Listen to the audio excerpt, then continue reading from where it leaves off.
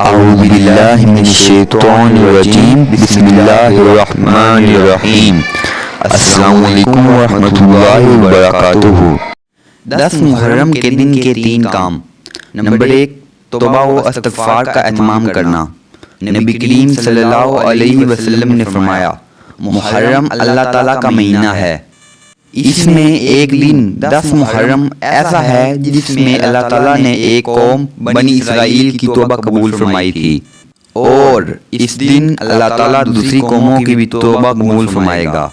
دوسرا ہے روزہ رکھنا۔ نبی کریم صلی اللہ علیہ وسلم نے فرمایا، میں اللہ تعالیٰ سے امید رکھتا ہوں کہ وہ یوم عاشورہ یعنی 10 محرم کے روزے کو گزشتہ سال کے گناہوں کا کفارہ بنا دے گا۔ تیسرا ہے اہل و عیال پر فراق دلی سے خرچ کرنا۔